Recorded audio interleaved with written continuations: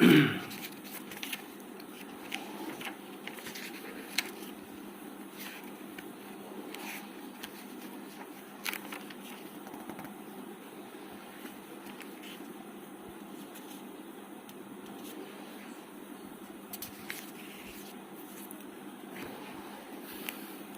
আলাইকুম। আমি মোহাম্মদ মঈনুদ্দিন মুন্না, অ্যাডভোকেট, জসকোট, ঢাকা। আমরা বিগত দুইটা ক্লাস করছিলাম বিগত সালের দণ্ডবিধির যে প্রশ্নগুলো ছিল সেই প্রশ্নগুলোর সমাধান রিলেটেড পড়াশোনা করছিলাম। আজকেও আমরা পেনাল কোড পড়ব। আজকে পেনাল কোডের যে বাকি যে অবশিষ্ট যেগুলো আছে সবগুলো আজকে শেষ করার চেষ্টা করব ইনশাল্লাহ। আপনারা যারা লাইভটা দেখছেন আপনারা লাইভটা একটু শেয়ার করে দিয়েন। আপনারা যারা লাইভটা একটু দেখছেন তারা লাইভটা একটু শেয়ার করে দিন।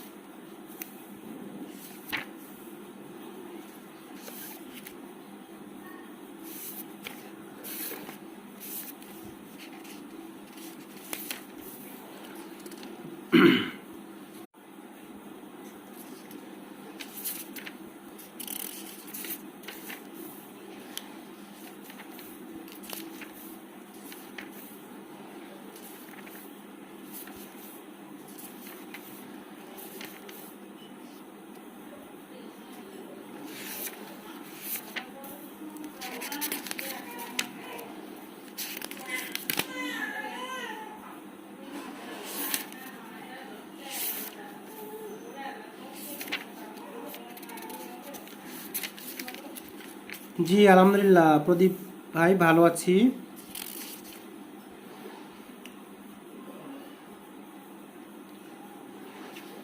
আমরা আজকে পড়ব তৃতীয় বার কাউন্সিল যে প্রিলিমিনারি পরীক্ষা হয়েছিল 2015 সাল, অর্থাৎ আজকে 2015, 2017 এবং 2020 সালের এমসিকিউ পর্ব দণ্ডবিধি থেকে। তো আপনারা লক্ষ্য করেন, আমরা সবাই জানি, আর আপনারা অ্যান্সারগুলো কমেন্টসে দিয়ে দিবেন। আমরা সবাই জানি যে পেনাল কোডের কয় ধরনের শাস্তি আছে। 2015 সালের আমরা বার কাউন্সিলের এমসিকিউ যে প্রশ্নগুলো আসছিল সেগুলো আলোচনা করব। তো প্রথম প্রশ্ন হলো যে আমাদের দণ্ডবিধিতে শাস্তি আছে কত প্রকার? দণ্ডবিধিতে শাস্তি আছে কত প্রকার? আপনারা একটু অ্যান্সার দেন যে দণ্ডবিধিতে শাস্তি আছে কত প্রকার। হ্যাঁ, দণ্ডবিধিতে শাস্তি আছে 5 প্রকার। এটার প্রশ্ন আসছিল। এই 5 প্রকার শাস্তির কথাটা কত নং ধারাতে আছে? এই যে 5 প্রকার যে শাস্তি আছে, এই 5 প্রকার শাস্তির কথাটা 5 ধরনের শাস্তি, কিন্তু এই 5 ধরনের শাস্তি কোথায় বলা আছে, কত ধারাতে বলা আছে? ধারা নাম্বার কত? 5 প্রকার শাস্তি ধারার কথা বলা আছে 53 নং ধারায়। 2 নং যে প্রশ্নটা আসছিল সেটা হচ্ছে যাবজ্জীবন কারাদণ্ডের ধরনটা কীরকম হবে? যাবজ্জীবন কারাদণ্ডের ধরনটা কীরকম হবে? যাবজ্জীবন কারাদণ্ড যদি কাউকে প্রদান করা হয় সেটা ধরনটা কীরকম হবে? সশ্রম না বিনাশ্রম? তাহলে দেখেন, যাবজ্জীবন যে কারাদণ্ড তার ধরনটা হবে সশ্রম। এই কথাটা কোথায় বলা আছে? এই কথাটা বলা আছে ধারা নাম্বার 53 ব্যাখ্যাতেই। ধারা নাম্বার যে 53 আছে সের ব্যাখ্যাতেই বলা আছে। ওকে, এখন আরেকটা বিষয় দেখেন, আমাদের 3 নম্বর প্রশ্ন ছিল আগে যে দ্বীপান্তর যে বিষয়টা ছিল, এই দ্বীপান্তরের যে বিষয়টা, দ্বীপান্তর এখন আর হয় না। এই দ্বীপান্তরের জায়গায় একটা দণ্ড আসছে, সেই দণ্ডটা হচ্ছে যাবজ্জীবন। দ্বীপান্তরের জায়গায় যে দণ্ডটা হয় সেই দণ্ডটা হচ্ছে যাবজ্জীবন। প্রশ্ন হলো, এই দ্বীপান্তরের জায়গায় আমাদের যাবজ্জীবন যে হলো, এটা কত নং ধারাতে বলা আছে? এই ধারাটা কত নং ধারাতে এই শব্দটা বলা আছে যে দ্বীপান্তর স্থলে যাবজ্জীবন করা হয়েছে? এই ধারাটা কত? এই ধারাটা হচ্ছে 53 ক নং ধারা। 53 ক নং ধারা, এটা একটা আপনারা মনে রাখিয়েন, এটা একটা ইম্পর্টেন্ট প্রশ্ন। আরেকটা বিষয় দেখেন, তাহলে আমরা দেখলাম দ্বীপান্তর যে ধারাটা ছিল পানিশমেন্টটা, সেটা চেঞ্জ হয়ে গেছে, সেখানে চেঞ্জ হয়ে যাবজ্জীবন হয়ে গেছে। আর তারপর 4 নম্বর প্রশ্ন যেটা বেশি আসে সেটা হচ্ছে যাবজ্জীবন কারাদণ্ডটাকে যদি আমরা বিভিন্ন যে আছে সেটা যদি আমরা ভগ্নাংশে যদি হিসাব নিকাশ করতে চাই, সেক্ষেত্রে আপনার কীরকম হবে? ভগ্নাংশে যদি হিসাব নিকাশ করতে চাই তাহলে সেক্ষেত্রে আপনার কত বছর ধরা হয় যাবজ্জীবনটাকে? সেক্ষেত্রে কত বছর ধরা হয়? যদি ভগ্নাংশে করি সেক্ষেত্রে আপনার হিসাব ধরা হয় কত বছর? 30 বছর ধরা হয়। আর এটা কত নং ধারাতে বলা আছে? এটা ধারা নাম্বার 57-তে বলা আছে। এটা একটা ইম্পর্টেন্ট। এরপরের প্রশ্ন যাচ্ছি, যদি এরপরের 5 নং প্রশ্ন, এখানে 1/4 শব্দটা আসবে না, এখানে 1/4 বিষয়টা না, এখানে যাবজ্জীবনের আমরা হিসাব করতেছি। যাবজ্জীবন ভগ্নাংশ হলে আপনার 30 বছর পর্যন্ত হবে, এই বিষয়টা। এরপরে যে প্রশ্নটা হলো, এই যে অর্থদণ্ড যা আদায় করা হয়, অর্থদণ্ড আদায় করা হয়, এই অর্থদণ্ডটা আমরা আদায় করব কত দিনের মধ্যে? বিষয়টা হচ্ছে অর্থদণ্ড আদায় করা হয় কত দিনের মধ্যে? কত দিনের মধ্যে হবে? অর্থ যদি আমরা আদায় করতে চাই অবশ্যই সেটা 6 ইয়ারের মধ্যে করতে হবে, এবং সেটা 70 ধারাতে বলা আছে। ধন্যবাদ আলো আপু। ঠিক আছে, আমাদের অ্যান্সার। তারপরে আমরা চলে যাচ্ছি যে 6 নাম্বার প্রশ্ন, আদালত যদি অর্থদণ্ড আদায় করতে না পারে, আদালত যদি অর্থদণ্ড আদায় না করতে পারে সেক্ষেত্রে 4/1 বেশি হবে না, সেক্ষেত্রে শাস্তিটা 4/1 বেশি হবে না। এটা কিসের শাস্তি? এটা কি সর্বনিম্ন শাস্তি, না সর্বোচ্চ শাস্তি, না ওনাকে যে শাস্তিটা দেওয়া হয় সে শাস্তি? কোন শাস্তি 4/1 হবে? ওনাকে যে শাস্তিটা দেওয়া হয় সে শাস্তিটা 4/1, না সর্বনিম্ন শাস্তি 4/1, না সর্বোচ্চ শাস্তি 4/1?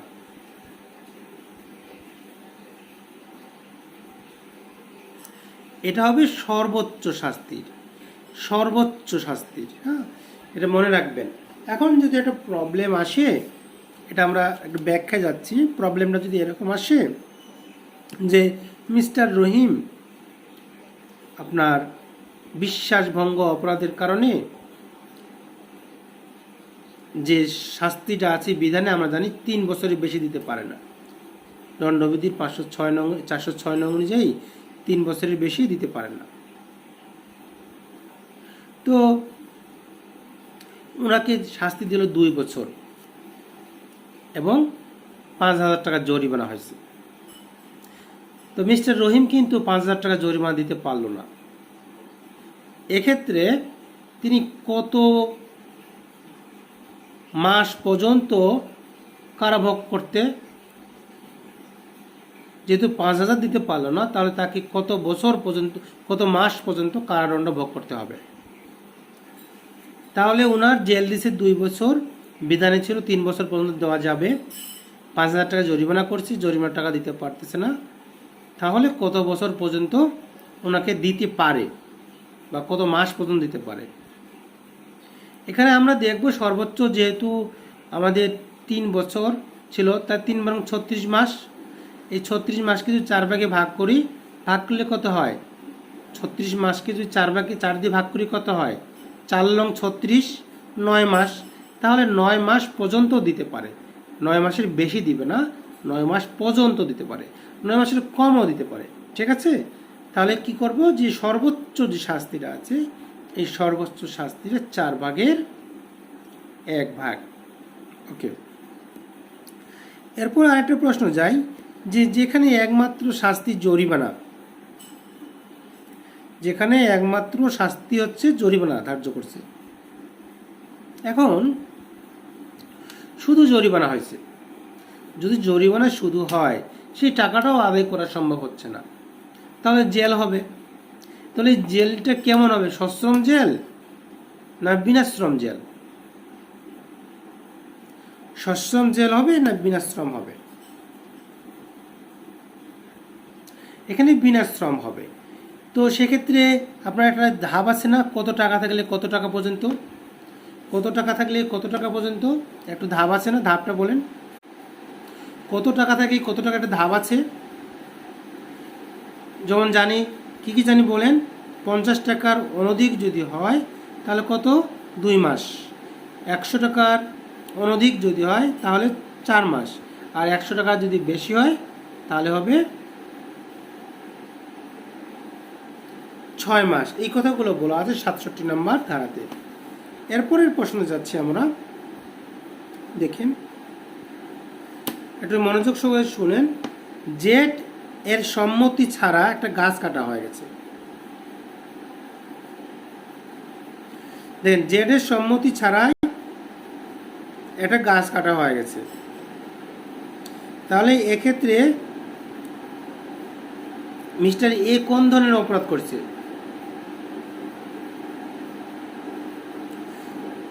এক্ষেত্রে মিস্টার এ কোন ধরনের অপরাধ করলো? জেডের সম্মতি ছাড়া এটা গাছ কেটে ফেলা হয়ে গেছে, তাহলে মিস্টার এ এটা একটা চুরির অপরাধ করছে, এটা হবে একটা চুরির অপরাধ। ঠিক আছে, এখন বলেন চুরির অপরাধের সর্বোচ্চ শাস্তি কত? চুরির অপরাধের সর্বোচ্চ শাস্তি কত?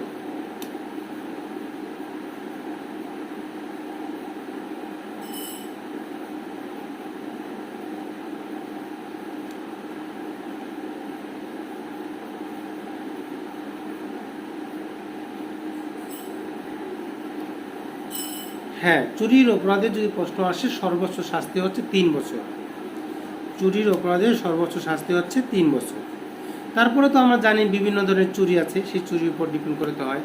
ওইটা দিব না ভাই, তাসনিম ভাই, ওইটা দিব না। যদি প্রশ্ন আছে চুরির সর্বোচ্চ শাস্তি কত, তখন কিন্তু 3 দেব, 10টা দিব না, কারণ দোষের তো ক্যাটাগরিটা ভিন্ন। আচ্ছা, ওকে। এরপরে বলেন বেপরোয়াভাবে যদি কেউ গাড়ি চালায়, এই গাড়ি চালানোর পর যদি কারো মৃত্যু হয়, বেপরোয়াভাবে গাড়ি চালিয়ে যদি কারো মৃত্যু হয় তাহলে এটা কোন ধরনের অপরাধ হবে? এটা কোন ধরনের অপরাধ? জামিনযোগ্য, জামিন অযোগ্য, তফসিলভুক্ত না তফসিল বহির্ভূত? যদি কোনো ব্যক্তি, দেখেন আমরা যেখানে ছিলাম, আমি যেটা বলতেছি, যদি কেউ বেপরোয়াভাবে গাড়ি চালায়, এই বেপরোয়াভাবে গাড়ি চালানোর ফলে যদি কারো মৃত্যু হয়, এটা কত নং ধারাতে বলা আছে আগে বলেন, ধারাটা আগে বলেন। যদি মৃত্যু হয় তাহলে একটা ধারা আছে, যদি আঘাত হয় তাহলে একটা ধারা আছে, আর একটা আঘাতের আশঙ্কা থাকে তাহলে একটা ধারা আছে। সবগুলোই কিন্তু বেপরোয়াভাবে গাড়ি চালাবে। তো আমার প্রশ্ন ছিল, বেপরোয়াভাবে যদি কেউ গাড়ি চালায়, এই গাড়ি চালানোর ফলে কি হয়ে গেছে? তার মৃত্যু হয়েছে, এই ধারাটা কত? বেপরোয়াভাবে গাড়ি চালানোর ফলে যদি কারো মৃত্যু হয়, ধারা কত? হয় নেই, মৌসুমী আপুর হয় নাই, কামরুজ্জামান ভাইরও হয়নি, প্রদীপ ভাইরও হয়নি।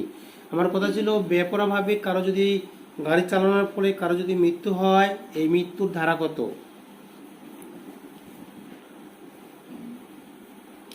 হ্যাঁ, 304-এর খ। ঠিক আছে, 304-এর খ নাম্বার হবে, 304-এর বি বললেও হবে, 304 বললে আবার হবে না। আদনান 304 বললে হবে না, 304-এর খ বলতে হবে বা বি বলতে হবে। ওকে, এর পরের প্রশ্ন ছিল আমার, এই যে গাড়ি চালানোর ফলে একজন গুরুতর আহত হইল, কি আহত হয়েছে? আঘাত পেয়েছে, তাহলে এইটার শাস্তি আছে। এই সংক্রান্ত কত নং ধারাতে বলা আছে যে কেউ যদি বেপরোয়াভাবে গাড়ি চালানোর পর যদি গুরুতর আঘাত হয়, আর আমরা একটা মৃত্যু বললাম, মৃত্যু সংক্রান্ত 304 বি, আর আঘাত হলে 338-এর কি হবে? এ হবে। শুধু 338 না, 338-এর এ হবে, এ। পানিশমেন্ট ভিন্ন, পানিশমেন্টটা ভিন্ন, ঠিক আছে। ওকে, আরেকটা আছে বেপরোয়াভাবে গাড়ি চালানোর পর যে আঘাতের আশঙ্কা থাকে। কিসের আশঙ্কা? আঘাতের আশঙ্কা। যদি আঘাতের আশঙ্কা হয় সেক্ষেত্রে পানিশমেন্ট কত? আঘাতের আশঙ্কা হলে পানিশমেন্ট তো আছে, সেটা জানার দরকার নেই। কত নং ধারা আছে? রুমা আপু বলছে 279 ধারা। ধন্যবাদ, 279 নাম্বার ধারাই ছিল। তো এটা আপনারা একটু ভালো করে দেখবেন, এই যে পানিশমেন্টটাও আছে আপনার, এই যে 279, 378-এর এ আর 304-এর বি, এই তিনটার পানিশমেন্টটাও আমাদের জানতে হবে। এটা একটা ভালো ইম্পর্টেন্ট পয়েন্ট। হ্যাঁ, ওকে। এবার পরে যে আত্মহত্যার প্রচেষ্টা, আত্মহত্যার যদি কেউ করে শাস্তি কতদিন বলেন দেখি? আত্মহত্যা করলে শাস্তি কতদিন হবে? আত্মহত্যা করলে শাস্তি কতদিন হবে?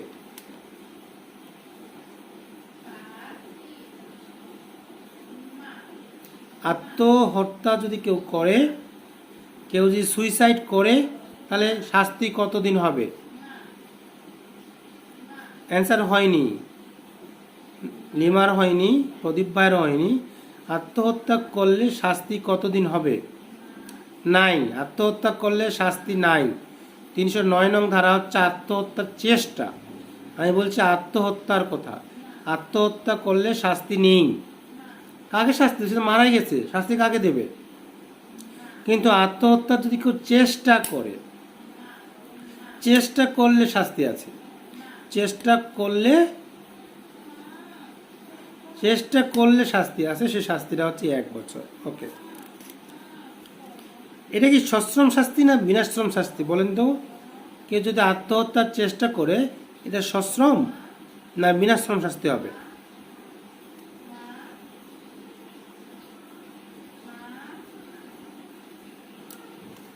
সশ্রম হবে না বিনাশ্রম শাস্তি হবে? বিনাশ্রম শাস্তি হবে। ধন্যবাদ প্রদীপ ভাই। এরপরে দেখেন,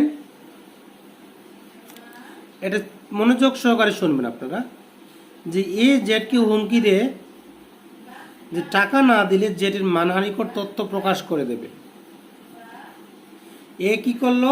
জেডকে বলতেছে যদি আপনি আমাকে টাকা না দেন তাহলে আপনার যে তথ্যগুলো আছে আমি প্রকাশ করে দিব। এটা কোন ধরনের অপরাধ হয়েছে?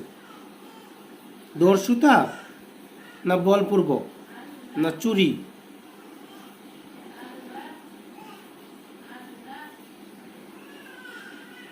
দর্শুতা না বলপূর্বক চুরি, কোনটা হবে? দেখেন, এখানে হচ্ছে বলপূর্বক আদায় হবে। আপনারা মনে রাখবেন, যদি আমি বলছি ইমিডিয়েটলি ভাবে যদি ওনার কাছে নিতে চায় তাহলে দর্শুতা, আর যদি সময়ে ব্যবধান থাকে তাহলে বলপূর্বক। ওকে, এরপরের প্রশ্ন দেখেন, চোর চুরি করতে গিয়েছিল, চুরি করতে গিয়ে চুরি করছে, মনে করেন চুরি করছে, করার পরে স্বেচ্ছায় একটা আঘাত দান করেছে। চুরি করার পরে কি করলো? স্বেচ্ছায় আঘাত দিল। চুরিও করছে, আঘাতও দিছে, তাহলে এটা কি বলা হয়? এটাকে এটা কোন ধরনের অপরাধ? চুরি, দর্শুতা, ডাকাতি, বলপূর্বক? কি হবে এটার অ্যান্সারটা? কি হবে তাহলে? চুরি করতে গিয়েছিল, চুরিও করছে, চুরি করার পর ওনাকে আঘাত দান করা হয়েছে, তাহলে সেটা কি ধরনের অপরাধ হবে? না, এখানে বলপূর্বক হবে না, এটার অ্যান্সারটা হবে দর্শুতা। এখানে অ্যান্সারটা দর্শুতা হবে। যদি প্রস্তুতি নিত আঘাত যদি প্রস্তুতি নিত তাহলে কিন্তু চুরি হইতো। যখন এটা আঘাত করে ফেলবে, কারণ দস্যু তো দুইটা জায়গা থেকেই আসে, একটা চুরি থেকে আর একটা বলপূর্বক থেকে। যখন ইমিডিয়েটলি কোনো কিছু ডান করা হয় চুরি করার ক্ষেত্রে অথবা বলপূর্বক ক্ষেত্রে, তখন সেটা আর চুরি বা বলপূর্বক থাকে না, তখন সে ডাকাতে এটা যখন রবারিতে কনভার্ট হয়ে যায়। ওকে, এই যে চুরির যে আপনারা রবারি এবং ডাকাতির মধ্যে মূল পার্থক্যটা কোথায় বলেন দেখি? রবারি এবং ডাকাতির মধ্যে মূল পার্থক্য কোথায়? রবারি এবং ডাকাতি এই দুটার মধ্যে মূল পার্থক্যটা কোথায়?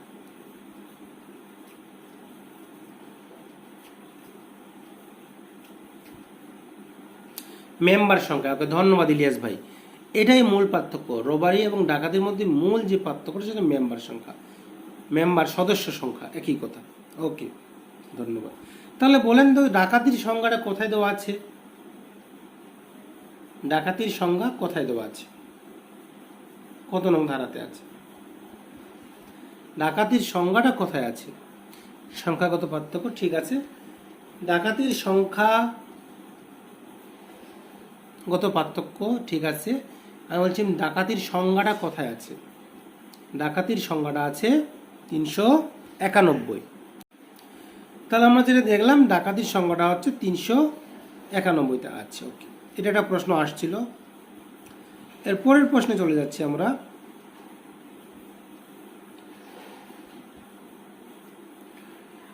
মিস্টার এ একটা অজ্ঞাত মালিকের একটা আংটি পায়, যে মালিক কে জানে না, একটা আংটি পায়। আংটি পাওয়ার পর মালিককে খুঁজে বাইর না করেই আংটিটা বিক্রি করে দেয়। মালিককে খুঁজেনি, না খুঁজেই আংটিটা বিক্রি করে দিয়েছে। এক্ষেত্রে এ কোন ধরনের অপরাধ করছে? এক্ষেত্রে এ কোন ধরনের অপরাধ করছে?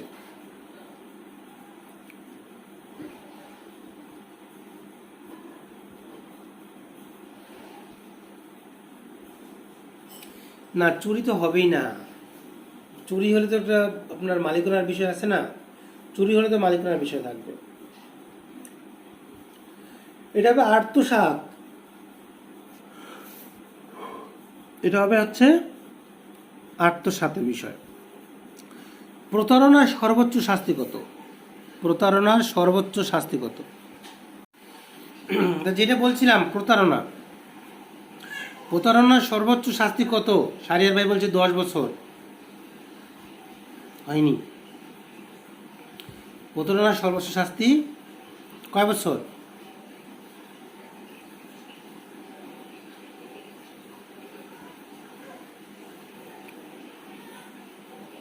এটা সহজ প্রশ্ন ছিল। প্রতারণার সর্বোচ্চ শাস্তি 1 বছর। ওকে, ধন্যবাদ। এটার সর্বোচ্চ শাস্তি হচ্ছে 1 বছর। তো এই 1 বছরটা নিয়ে একটা কনফিউজ প্রশ্ন আছে। এখন সশ্রম হবে না বিনাশ্রম হবে? 1 বছর সে সশ্রম না বিনাশ্রম? এখানে তো যে কোনো বর্ণনায় শাস্তিটা হতে পারে। এরপর প্রশ্নে যাচ্ছি। অন্যের দখলীয় সম্পত্তিতে কোনো অপরাধ সংগঠনের জন্য কেউ যদি প্রবেশ করে, অন্যের যে দখল ছিল সেই দখল সম্পত্তিতে যদি কেউ যদি প্রবেশ করে সেখানে একটা অপরাধ করে, তাহলে এটা কোন ধরনের, তাহলে এটাকে আমরা কি বলবো আর কি? এটা কি অনধিকার প্রবেশ বলবো, না অপরাধমূলক অনধিকার প্রবেশ বলবো, না গণ উৎপাত বলবো, না অনিষ্ট বলবো? এখানে দুইটা আছে, অনধিকার প্রবেশ। অনধিকার প্রবেশ মানে যেখানে আমাদের প্রবেশ করার অধিকার নেই, এটাকে অনধিকার প্রবেশ বলে। আর এটাকে অনধিকার প্রবেশ যেখানে অধিকার নেই। আর এখানে প্রবেশ করে যদি আমি অপরাধ করি তখন এইটাকে বলা হয় অপরাধমূলক অনধিকার প্রবেশ। অপরাধমূলক, হ্যাঁ, অপরাধমূলক শব্দটা আসবে যখন আমরা প্রবেশ করতে পারি, আমাদের পারমিশন নাই তা আমরা প্রবেশ করছি, এজন্য এটাকে বলেছি অনধিকার প্রবেশ। আর সেখানে যদি অপরাধ করি তাহলে সেখানে অপরাধমূলক অনধিকার প্রবেশ হিসেবে গণ্য হবে। এরপরে যাই 18 নং প্রশ্নে যে বেবিচার কাকে শাস্তি দেওয়া হয়, বেবিচারে কাকে শাস্তি দেওয়া হয়, বেবিচারে কাকে শাস্তি দেওয়া হয়?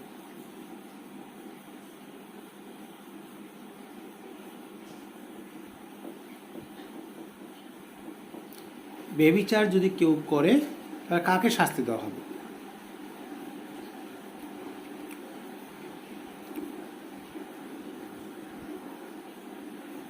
হ্যাঁ, বেবিচার করলে পুরুষকে শাস্তি দেওয়া হবে। ধন্যবাদ। কত বছর পর্যন্ত জেল হয়? কত বছর পর্যন্ত জেল হবে? বেবিচার করলে পুরুষকে শাস্তি দেওয়া হয়, কত বছর পর্যন্ত জেল হবে? হ্যাঁ, ধারা ঠিক আছে। 497 জেল কত বছর?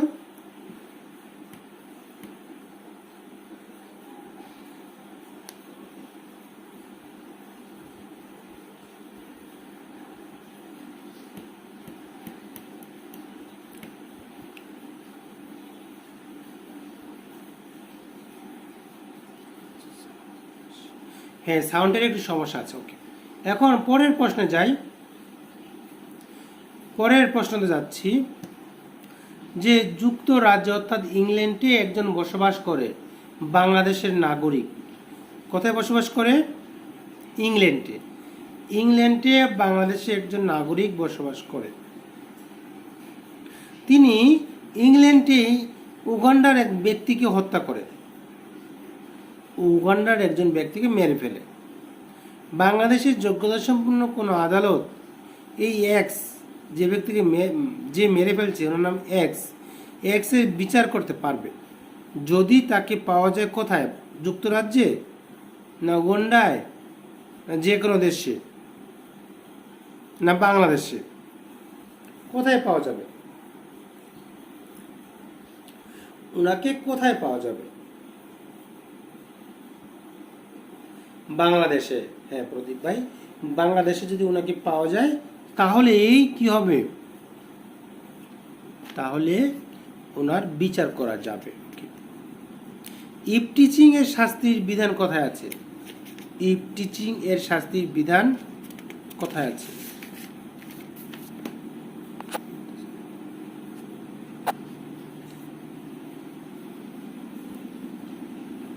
ইফটিচিং এর শাস্তির বিধান কোথায় আছে?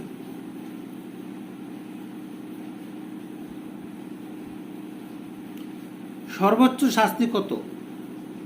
ইফটিচিং এর সর্বোচ্চ শাস্তি কত?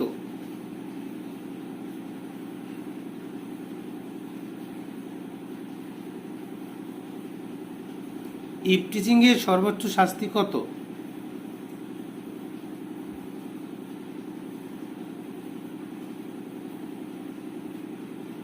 এক বছর। ওকে, সশ্রম না বিনাশ্রম?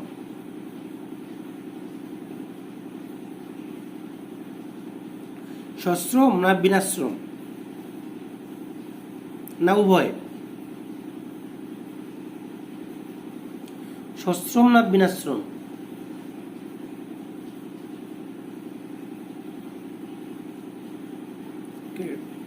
এটা হবে বিনাশ্রম।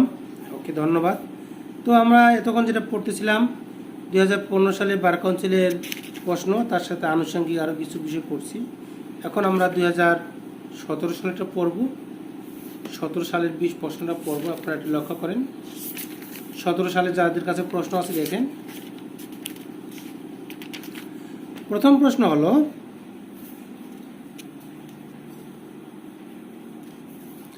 একটু আগে যেটা পড়লাম এই প্রশ্নটা একটু অন্য আঙ্গিকে রিপিট করছি, যে বাংলাদেশের নাগরিক যুক্তরাজ্যে একটি খুন করে। বাংলাদেশের নাগরিক যুক্তরাজ্যে থাকে, সেখানে একজনকে খুন করে।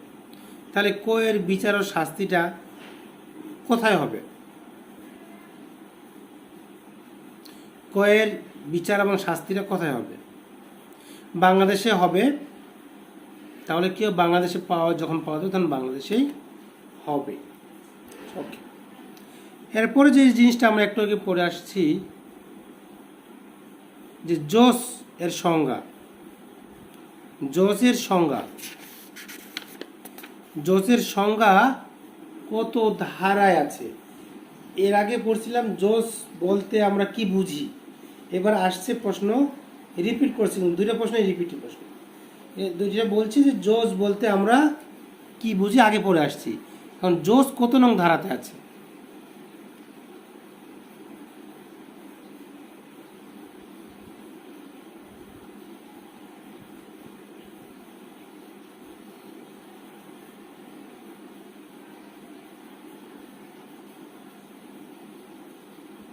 দেখেন, আসলে এটা রিপিট না, আমরা এর আগে সিবিসি পড়ছিলাম অন্য ক্লাসে, এটা বলতেছিলাম। ওকে ওকে, তো ঠিক আছে। দেখেন জজের সংখ্যা দেওয়া আছে 19-এ, এটা মনে রাখবেন ভালো করে, জজের সংখ্যাটা 19-এ আছে।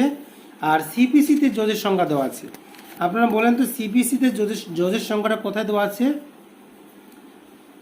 সিপিসির কত নং ধারাতে জজের সংখ্যা আছে? সিপিসির কত নং ধারাতে জজের সংখ্যা আছে? পেনাল কোডে 19-এ আছে, তাহলে সিপিসির কত নং ধারাতে আছে?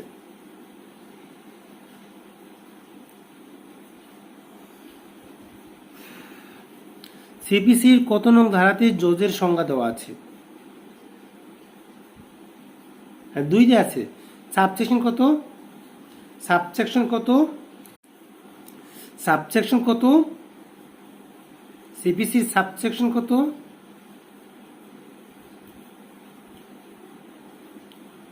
জজের সংজ্ঞা দেওয়া আছে, দেওয়া আপনার পেনাল কোডে 19 ধারাতে। সিপিসিতে কোথায় আছে? সিপিসিতে বলা আছে কোথায় বলেন?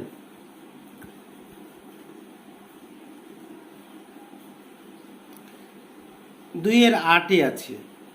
2-এর 8-এ আছে। ওকে, ধন্যবাদ। এর পরের প্রশ্নে যাই, যে আমরা জয়েন্ট লাইবিলিটি নামে একটা ধারা পড়ছি। জয়েন্ট লাইবিলিটি রিলেটেড কিছু প্রশ্ন পড়ছিলাম।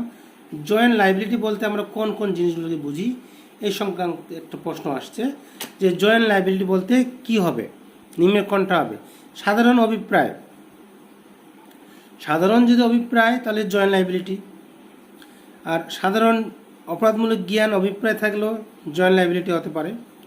কতিপয় কাজ একটি মাধ্যমে সম্পাদন যদি হয় তাও জয়েন্ট লাইবিলিটি। অর্থাৎ জয়েন্ট লাইবিলিটি বিষয়ে যে আমরা 4টা ধারা আছে, 34 থেকে 38, এটা আমাদের মনে রাখতে হবে। পেনাল কোডে 34 থেকে 38, এখানে জয়েন্ট লাইবিলিটি বিষয়গুলো আছে। তো এইগুলো আমরা একটু দেখবো। এরপরে চলে যাচ্ছে আমরা 34 থেকে 38। হ্যাঁ, 34 থেকে 38। এরপরে দেখেন যে দণ্ডবিধিতে আমরা জানি 5 প্রকারের শাস্তির কথা বলা আছে। দণ্ডবিধিতে 5 প্রকারের শাস্তির কথা বলা আছে, কিন্তু কোন শাস্তিটা ন্যায়, এটা বলতে পারবেন? দণ্ডবিধিতে কোন শাস্তির কথা বলা নাই? দণ্ডবিধিতে 5 প্রকার শাস্তি আছে, কিন্তু ব্যতিরেকাগত শাস্তির কথা বলা নাই। আচ্ছা, আমার প্রশ্ন হলো কোন শাস্তিটি মানে শাস্তিটি বৈধ নয়? এখানে দেখছি দণ্ডবিধির কোন শাস্তিটি বৈধ নয়। তো আপনারা দেখেন এখানে অনেকগুলো প্রশ্ন আছে, যে নির্জন কারাবাস, হ্যাঁ এটা বৈধ। মৃত্যুদণ্ড বৈধ। সম্পত্তি বাজেয়াপ্তকরণ, সেটাও বৈধ। যাবজ্জীবন কারাদণ্ড বিনাশ্রম, এটা কিন্তু অবৈধ। আচ্ছা, ওকে। এরপরে আমরা যেটা অলরেডি পড়ে আসছি, যে দণ্ডবিধিতে কয় ধরনের শাস্তি আছে, এখানে 5 ধরনের শাস্তি আছে। এরপরের প্রশ্ন যাই, যে মৃত্যুদণ্ড হ্রাস করে যে কোনো দণ্ডে দিতে পারে, ধারা কত? মৃত্যুদণ্ড হ্রাস করে যে কোনো দণ্ড দিতে পারে, ধারা কত?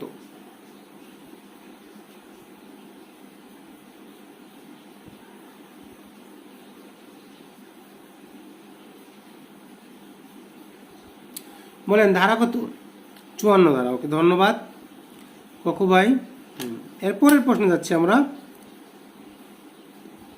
যে এটা কিন্তু 2টা প্রশ্ন আছে, একটা 54 আর একটা হচ্ছে 55, দুটোই মনে রাখতে হবে আপনাদের।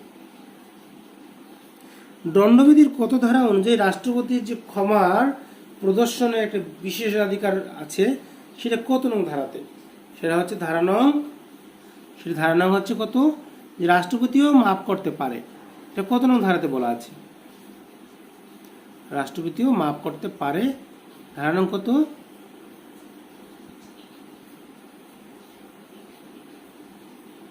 হ্যাঁ, 55A। এরপরে যাচ্ছে 8 নম্বর প্রশ্নে, একমাত্র শাস্তি জরিমানা, সেক্ষেত্রে জরিমানা অনাদের শাস্তিটার ধরনটা কীরকম হবে? ধরন হবে বিনাশ্রম, যেটা আমরা অলরেডি পড়ে আসছি। তারপর আরেকটা প্রশ্ন, এটাও রিপিট হয়েছে, যে কত দিনের মধ্যে আপনার অর্থদণ্ড আদায় করতে হয়, কত দিনের মধ্যে অর্থদণ্ড আদায় করতে হয়।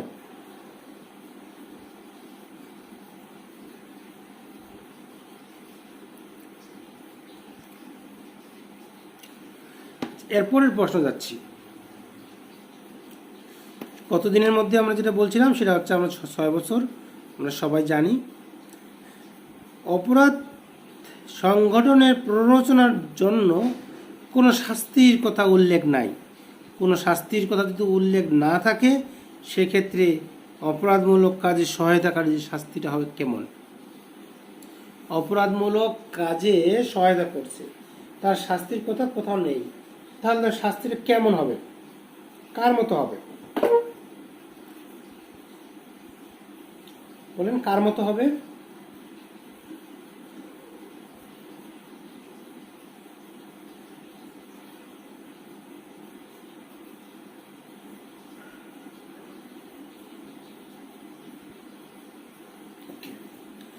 তাহলে শাস্তিটা যেটা হচ্ছে সেটা আমরা জানলাম যে এখানে যে যদি না থাকে মূল শাস্তির সমান।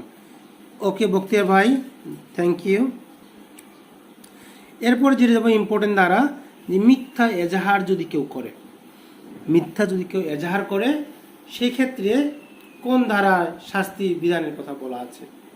মিথ্যা এজাহার করলে কোন ধারায় শাস্তির বিধানের কথা বলা আছে?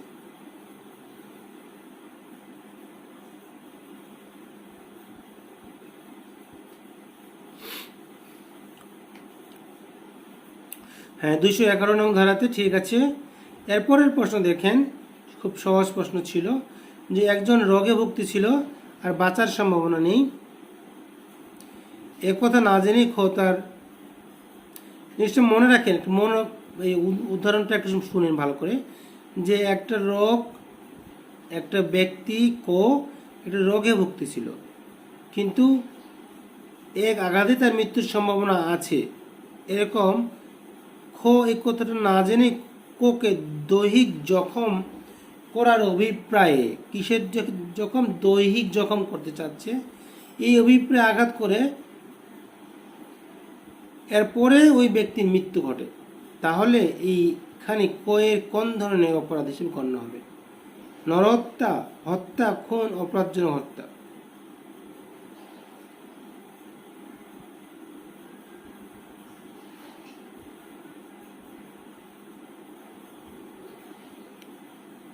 বলেন।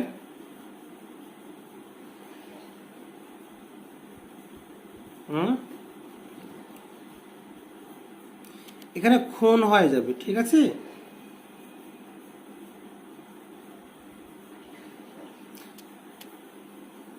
কারণ উনি জানতো যে ওনার সম্ভাবনা আছে, তিনি সেটা জানতো, তারপরেও উনি ওনাকে দৈহিক জখম করতে চাচ্ছিল, এই জন্য এটা খুন হিসেবে গণ্য হবে। আচ্ছা, ওকে, এগুলো ব্যতিক্রমগুলো পড়বেন। খুনের যে 300 নং ধারাটা আছে, আপনারা দেখেন এখানে যেগুলো আমরা আলোচনা করলাম, 3য় নাম্বার যে চ্যাপ্টারটা আছে, এই চ্যাপ্টারটা খুবই ইম্পর্টেন্ট সুমন ভাই। 3য় নাম্বার যে অধ্যায়টা আছে, এই অধ্যায়টা খুবই ইম্পর্টেন্ট, এই অধ্যায়টা আপনারা পড়বেন, এই অধ্যায়টা খুবই ইম্পর্টেন্ট, এটা আপনাদের পড়তে হবে। 3য় নাম্বার অধ্যায়টা, এখান থেকে প্রশ্ন আসে। আর হচ্ছে 300 নাম্বার ধারার উদাহরণগুলো, ব্যাখ্যাগুলো ভালো করে পড়বেন, 300 নাম্বার প্রশ্নের উদাহরণ। এরপরে একটা প্রশ্ন যাচ্ছি, 300 নং ধারার আর কি, একজন সাক্ষী হিসেবে ম্যাজিস্ট্রেট এর সামনে উপস্থিত হয়। কার কাছে যায়? ম্যাজিস্ট্রেটের কাছে যায়। এখন মানে ম্যাজিস্ট্রেট বলে যে তিনি এর সাক্ষ্যের এক শব্দ বিশ্বাস করে না। ম্যাজিস্ট্রেট বলতেছে আমি এর কোনো কথাই বিশ্বাস করি না, সে মিথ্যা শপথ করেছে। এই কথা শুনে হঠাৎ করে খুব রাগ হয়ে গেছে, রাগ হয়ে কে মেরে ফেলে। এখানে কোন ধরনের অপরাধ করলো? তাহলে ম্যাজিস্ট্রেট কি মেরে ফেলছে, কোন ধরনের অপরাধ করলো? এখানে খুন করলো। কি করলো? কোন ধরনের অপরাধ হবে? এটা ব্যতিক্রম। এখন দেখেন, হঠাৎ করে যদি কেউ উত্তেজিত হয়ে মারে, এটা কি খুন হবে?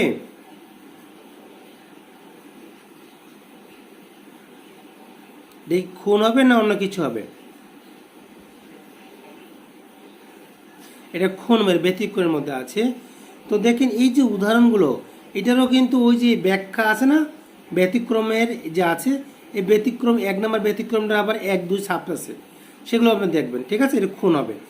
তো যাই হোক, দণ্ডবিধির ব্যতিক্রম কয়টি আছে? দণ্ডবিধি 300 ধারার ব্যতিক্রম কয়টি? দণ্ডবিধি 300 ধারার ব্যতিক্রম হচ্ছে কয়টি? দণ্ডবিধি 300 ধারার ব্যতিক্রম হচ্ছে আপনার মোট 5টি, এটাকে মনে রাখবেন। আর দণ্ডবিধি এই ধারা খুবই আসে যে একমাত্র শাস্তি কি, দণ্ডবিধির কোন ধারায় একমাত্র শাস্তির কথা বলা আছে? দণ্ডবিধির কোন ধারাতে একমাত্র শাস্তির কথা বলা আছে? এটা খুবই ইম্পর্টেন্ট পয়েন্ট, এটা আপনার জানতে হবে। সেটা হচ্ছে 303 ধারায়, 303 ধারায় বলা আছে। ওকে,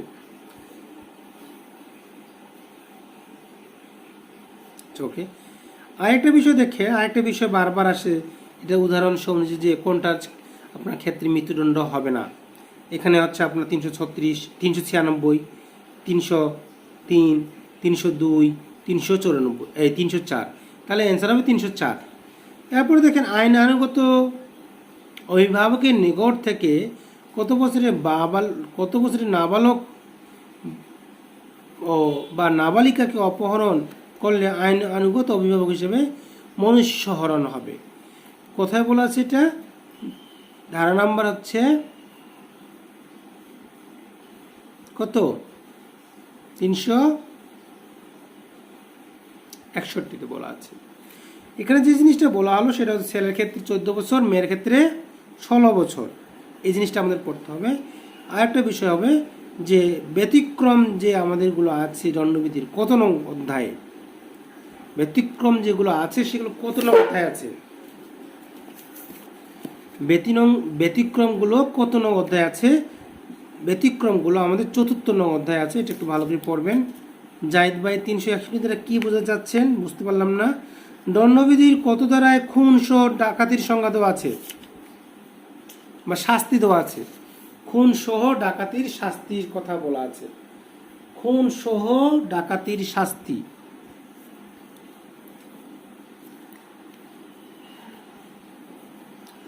খুন সহ ডাকাতির শাস্তির কথা বলা আছে 396।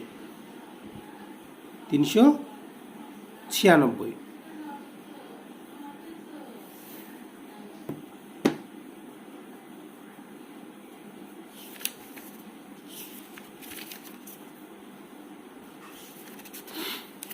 ওকে, আচ্ছা। এবার আমরা সর্বশেষ যে 20 সালে যে প্রশ্নটা আসছিল পেনাল কোডের, সেই বিষয়টা আমরা একটু দেখতেছি। দেখেন, পেনাল কোডে যে রাষ্ট্রবিরোধী অপরাধ যেটা কত নং চ্যাপ্টার? দেখেন, চ্যাপ্টারের প্রশ্ন আসছে, কত নং চ্যাপ্টার আলোচনা করা আছে? চ্যাপ্টারটা মাঝে মাঝে ইম্পর্টেন্ট চ্যাপ্টারগুলো মনে রাখতে হবে পেনাল কোডে।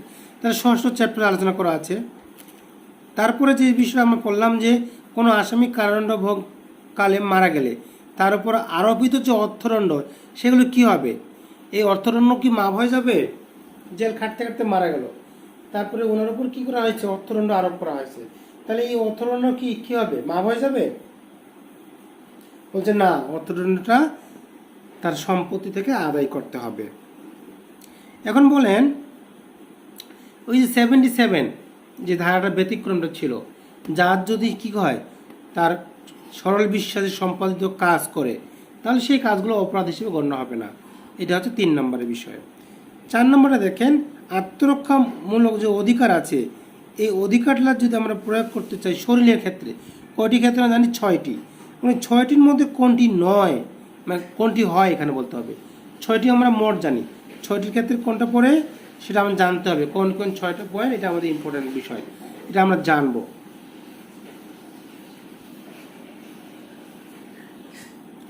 এখন একটা দেখেন, একটা প্রশ্ন, প্রপার্টি থেকে নিলে আপনার 4টা কারণ, আর সম্পত্তি থেকে নিলে 6টা কারণ। এই যে 100 আর 103 নং ধারা, 100 নং আপনার শরীরের জন্য, আর 103 ধারা হচ্ছে প্রপার্টির জন্য। তো এই 2টা ধারা আমাদের অবশ্যই ভালোভাবে মনে রাখতে হবে। ঠিক আছে, আচ্ছা, ওকে। এরপরে দেখেন, এ বি কে সি এর ঘর পড়ানোর জন্য প্ররোচিত করছে। এ বি কে বলছে, এ সি কে বলতেছে যে এ সি বিকে বললো যে সি এর ঘরটা পুড়িয়ে দাও। এখন বি সি এর ঘরে আগুন লাগিয়ে দেয়। এক্ষেত্রে এর কোন ধরনের অপরাধ হবে? এর কোন ধরনের অপরাধ হবে? এ হবে হচ্ছে ঘর পুরানোর প্ররোচনার দায়ে দায়ী হবে, যেহেতু বি কে এসে বলছে। আচ্ছা, পেনাল কোডে দেখেন আমরা সাধারণ উদ্দেশ্যের একটা বিষয় ছিল। অপরাধ সংগঠনে অংশগ্রহণ না করা সত্ত্বেও, অপরাধ সংগঠনে অংশগ্রহণ করে নাই, তো সাধারণ উদ্দেশ্য থাকায়, কি থাকায়? সাধারণ উদ্দেশ্য। সাধারণ উদ্দেশ্য থাকায় অপরাধী হবে। তাহলে এখানে দেখেন সাধারণ উদ্দেশ্য যদি হয় তাহলে কি হবে? তাহলে আমাদের কমন অবজেক্ট, আর কমন অবজেক্ট হলে ধারা কত? 149, যেটা মনে রাখবো। এবার দেখেন খুন বলে গণ্য হওয়া দণ্ডনীয় নরহত্যা এবং খুন বলে গণ্য না হওয়া দণ্ডনীয় নরহত্যার মধ্যে মূল পার্থক্য কি? দুটার মধ্যে পার্থক্য কি? একটা খুন বলে গণ্য দণ্ডনীয় নরহত্যা, আর একটা হচ্ছে খুন নহে দণ্ডনীয় নরহত্যা। এই দুটোর মধ্যে পার্থক্য হচ্ছে অভিপ্রায়। ঠিক আছে, এই দুটোর মধ্যে পার্থক্য হচ্ছে আপনি কোন অভিপ্রায়ে মারতেছেন। এবার দেখেন সরকারি কর্মচারীকে যদি আপনি কর্মচারীর কোনো আদেশ যদি অমান্য করেন তাহলে সেক্ষেত্রে আপনার পানিশমেন্ট হবে। যেমন সিআরপিসি 144 ধারা যদি কেউ অমান্য করে, সিআরপিসি যে 144 ধারা আছে সে যদি কেউ অমান্য করে তাহলে কিন্তু পানিশমেন্ট হবে। আর এই পানিশমেন্টটা কত ধারা? পেনাল কোডের 188 ধারা অনুযায়ী পানিশমেন্টটা পাবে, 188 ধারা। এরপরের বিষয়টা দেখেন,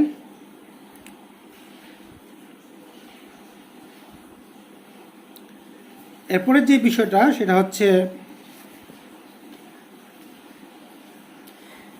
এক্স ওয়াইকে ঘরে যেতে বাধ্য করে এবং যাওয়ার পরপরই তালা মারিয়ে দেয়। এখানে এক্স কি ধরনের অপরাধ করলো?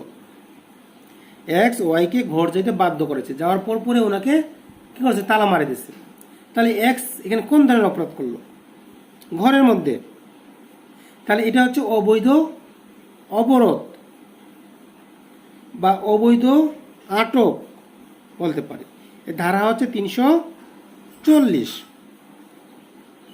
ধারা হচ্ছে 340। সেক্ষেত্রে পানিশমেন্ট 1 মাস না ভাই, একটু বেশি আছে সেক্ষেত্রে। হ্যাঁ, 188 ক্ষেত্রে 1 মাস। ওকে, ঠিক আছে। এরপরে দেখেন যাবজ্জীবন কারাদণ্ড যে ব্যক্তি,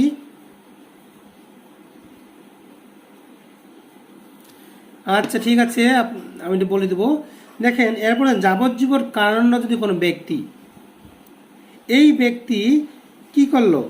এটা খুন করার উদ্যোগ গ্রহণ যদি করে, কিসের উদ্যোগ গ্রহণ করলো?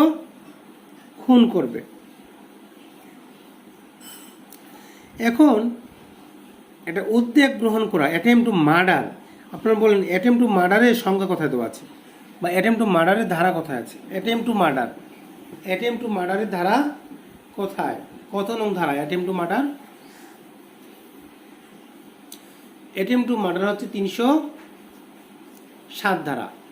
অ্যাটেম্প টু মার্ডার হচ্ছে 307 ধারায়।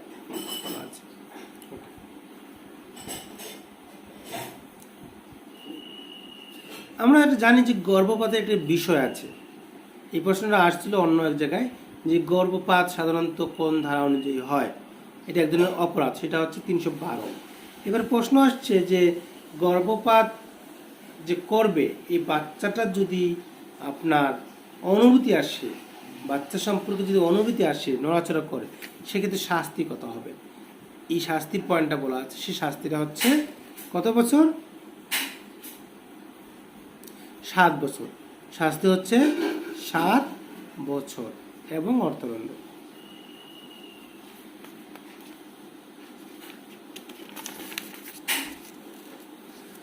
ওকে, এরপরের প্রশ্ন যাই। 320 ধারায় কয় শ্রেণীর আঘাতকে আমরা গুরুত্ব আঘাত বলবো? 8 শ্রেণীর। এটা আমরা খুব ভালোভাবে মনে রাখবো। 8 শ্রেণীর আঘাতকে একটু গুরুত্ব আঘাত বলা হয়। এটা আমরা একটু ভালোভাবে মনবো, সুন্দরভাবে মনে রাখবো। এখন এইখান থেকে প্রশ্ন হয়, এই 8 শ্রেণী কি কি বিষয়টা থেকেও প্রশ্ন হয়। ওকে। এরপরে দেখেন অসাধুভাবে আদালতে মিথ্যা যদি আমরা দাবি করি, যেটা আমার না তাও আমরা দাবি করতেছি অসাধুভাবে, জিনিসটা আমার না আমি জানি তাও দাবি করতেছি, এরকম দাবি যদি কেউ করে এর শাস্তির বিধানটা আছে, এর শাস্তির বিধান আছে 209 নং ধারায়। এটা একটা ইম্পর্টেন্ট, এটা আপনারা পড়বেন। তারপরে দেখেন সর্বনিম্ন কতজন অংশগ্রহণ করতে হয় দর্শিতায়, এটা আমরা অনেকবার পড়ছি। সর্বনিম্ন কতজন দর্শিতায় অংশগ্রহণ করতে হয়? সর্বনিম্ন একজন দর্শিতায় অংশগ্রহণ করতে হয়।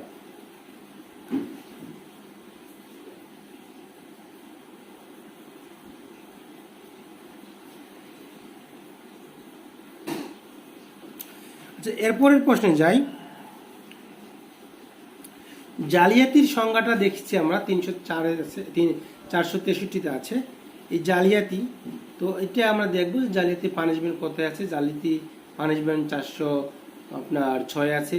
এর সাথে আরও অনেক জালিয়াতির সংজ্ঞা আছে, 466 না 406 না 465-তে আছে। এর সঙ্গে আরও 466, 67, 468, 469, 470 পর্যন্ত ধারাগুলো পড়তে হবে, এগুলো ইম্পর্টেন্ট অনেক ধারা। চকে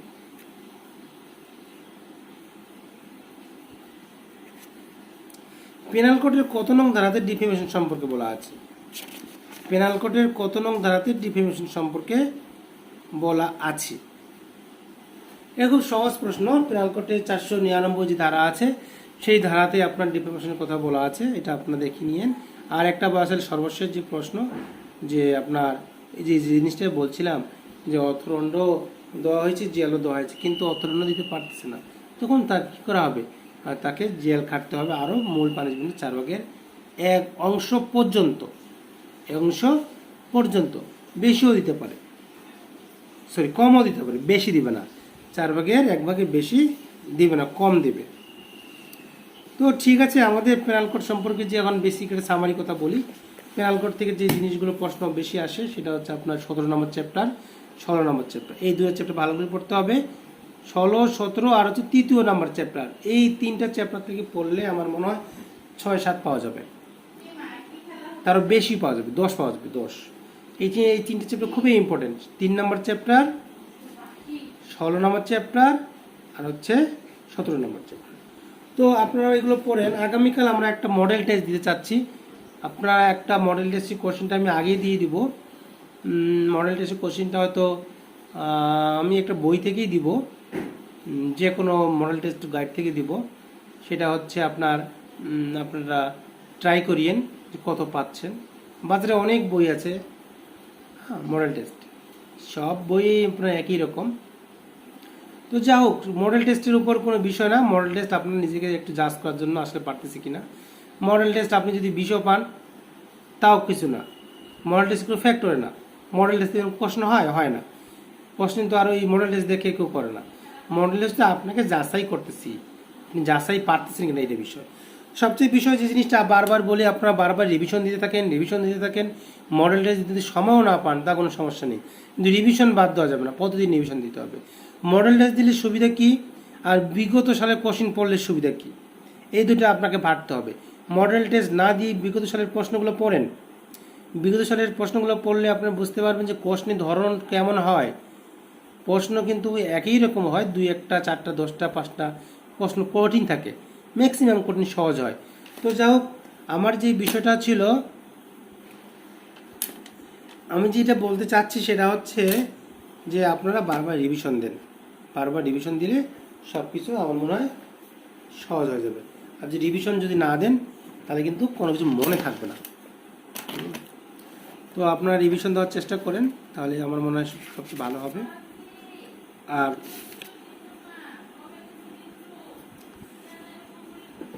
71 নামে যে ধারাটা আছে দণ্ডবিধির, সেই কথাটা আমাদের সুমন ভাই জিজ্ঞাসা করছে। আপনি দেখেন, কতিপয় অপরাধের সমবায়ে গঠিত অপরাধের শাস্তির সীমা, এই সীমাবদ্ধর কথা বলা আছে। সুমন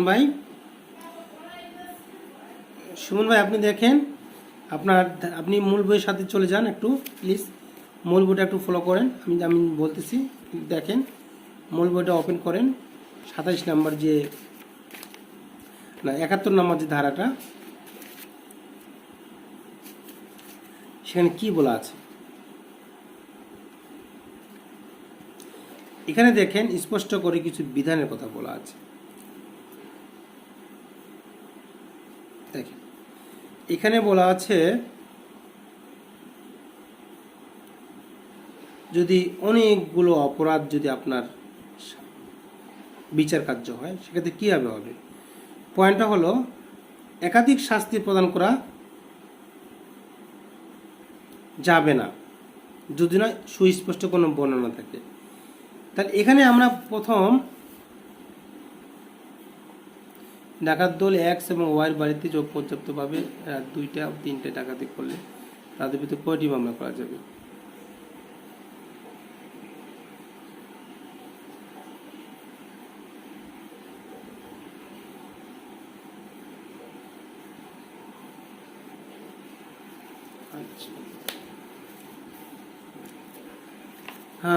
এখানে একটা বিষয় আছে যে আপনার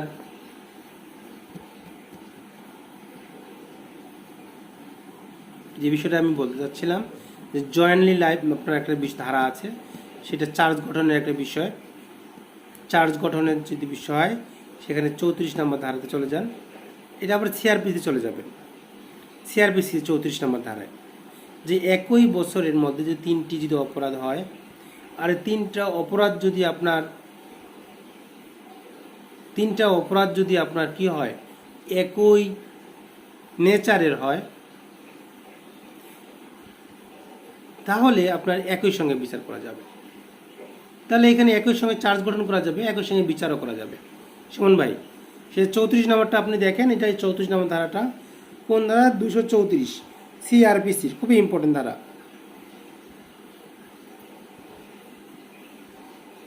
আচ্ছা, কখন স্থায়ী নিষেধাজ্ঞা হয় আর কখন অস্থায়ী নিষেধাজ্ঞা হয় এই সম্পর্কে আমাদের বই আছে, সুন্দরভাবে ব্যাখ্যা করা আছে। সুনির্দিষ্ট প্রতিকার আইনের 54 নং ধারাতে বলা আছে 5টি ক্ষেত্রে স্থায়ী নিষেধাজ্ঞা দেওয়া হয়। আর আপনার দেওয়ানি কার্যবিধি 39 নম্বর যে আদেশটা আছে সেখানে বলা আছে ওই স্থায়ী নিষেধাজ্ঞা কখন দেওয়া হয়, এটা একটা বিষয়। আর স্থায়ী নিষেধাজ্ঞা আপনার মামলার শুনানির পর চূড়ান্তভাবে দেওয়া হয়, অর্থাৎ একেবারে শেষ পর্যায়ে সব কিছু শুনানি হবে, মামলার মেরিটের উপর ডিপেন্ড করে হয়। আর ওই স্থায়ী নিষেধাজ্ঞা মামলার যে কোনো পর্যায়ে দেওয়া হয়। আর একটা বিষয় হচ্ছে অস্থায়ী নিষেধাজ্ঞা হচ্ছে একটা আদেশ আর স্থায়ী নিষেধাজ্ঞা হচ্ছে একটা ডিক্রি। এটা তো এখান থেকে আপনারা দেখেন যে এখানে আপনার অস্থায়ী নিষেধাজ্ঞার যে বিধি নিয়ন্ত্রণ হয় আপনার দেওয়ানি কার্যবিধি, আর স্থায়ী নিষেধাজ্ঞা আপনার কার্যকর হয় সুনির্দিষ্ট প্রতিকার আইন অনুসারে। তো এইটুকুই মোটামুটি জানলে চলবে, এই সম্পর্কে বিস্তারিত আলোচনা আছে বইয়ে। তো আমরা আগামীকাল একটা মডেল টেস্ট দিব, মডেল টেস্টটা দিব হচ্ছে দুপুরে আমি কোশ্চেন দিয়ে দিব, আপনারা যে কোনো সময় দিয়ে দিন। আর রাতে আমরা আগামীকাল বিগত সালের যে প্রশ্ন আসছে সাক্ষ্য আইন, এই সাক্ষ্য আইন সম্পর্কে আমরা পড়ব আগামীকাল। চেষ্টা করব সাক্ষ্য আইন আমরা যতক্ষণ পারি শেষ করে দেব। আগামীকাল সাক্ষ্য আইন সম্পর্কে পড়ব, আর আমি একটা মডেল টেস্ট দিয়ে দেবো, আপনারা দিয়ে দিন, ঠিক আছে? আচ্ছা, 71-এর বিষয়টা যেটা বলছিলাম সুমন ভাই,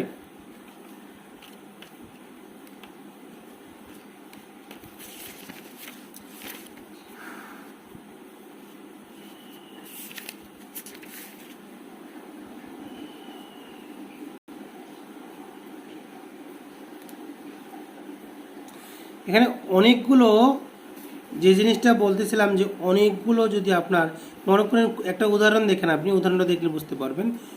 খকে 50টি লাঠির আঘাত দিয়েছে, 50টি আঘাত করছে। এখন সম্পূর্ণ প্রহারের সাহায্যে এবং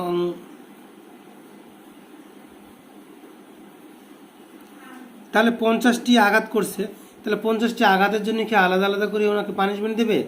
বলছে না, সেটা পানিশমেন্টটা কী হবে, একইবারেই হবে, একবারেই হবে। তো একই ধরনের হলে যে পানিশমেন্টগুলো একই সঙ্গে দেয় আর কি, সেটার কথা বলা আছে। এটাই মানে যৌথভাবে দেওয়া হয়। এই সম্পর্কে একটা আপনার প্রশ্ন আছে সিআরপিসিতে, সিআরপিসির একটা ধারা আছে, সিআরপিসির একটা ধারা আছে এই সম্পর্কে। কত নং ধারা বলেন দেখি?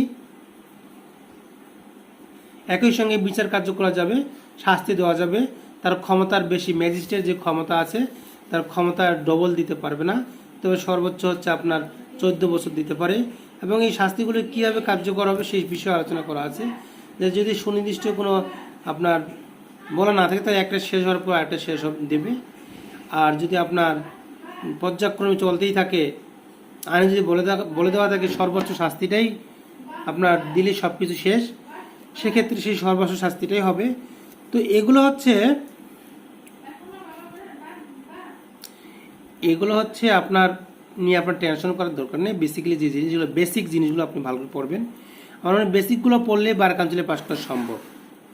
আর এখন ডিপলি যাওয়ারও দরকার নেই, যেগুলো জানেন না সেগুলো মনে করেন জানেন না, এখন বারবার রিভিশন দিয়ে দেন।